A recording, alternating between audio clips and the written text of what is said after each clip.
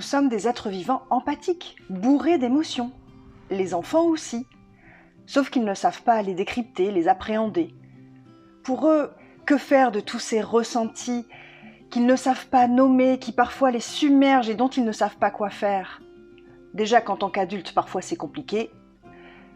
Alors pour les expliquer, pourquoi ne pas associer les émotions à une couleur? La couleur des émotions, de Anna Liénas aux éditions des 4 Fleuves.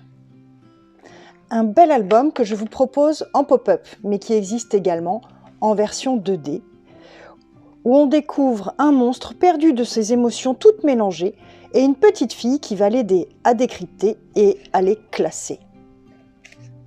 On passe du jaune pour la joie, au bleu pour la tristesse, au rouge pour la colère, au noir pour la peur, au vert pour la sérénité.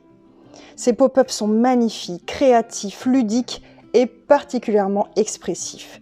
Les enfants vont adorer. Dans cet album, les enfants vont pouvoir s'identifier soit à la petite fille qui explique, reste à distance et maîtrise les émotions, soit au monstre qui les ressent et les vivre avec lui tout en restant en sécurité. Intelligent.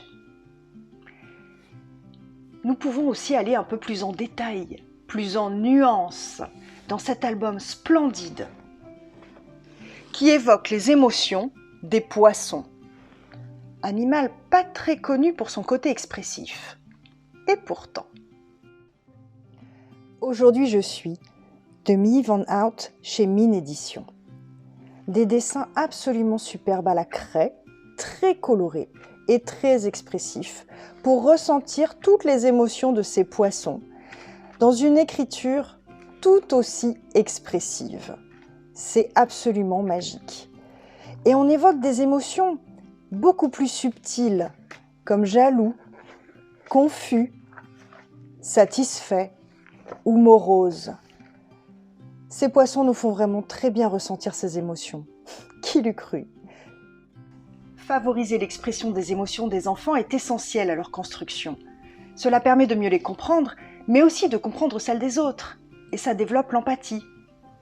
Parce qu'il s'en passe des choses dans leur petit cœur, comme c'est si joliment raconté dans cette histoire.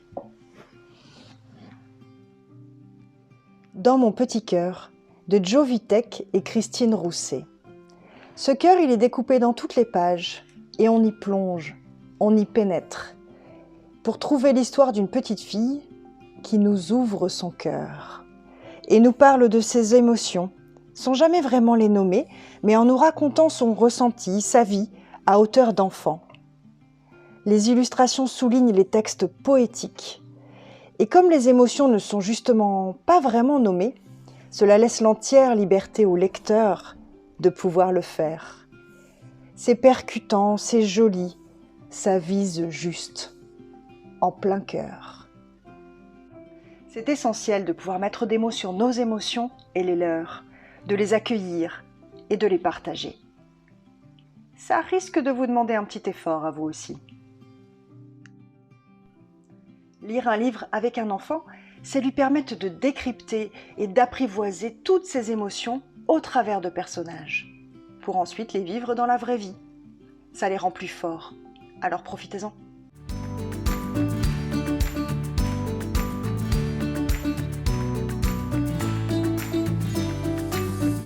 Vous avez une autre question ?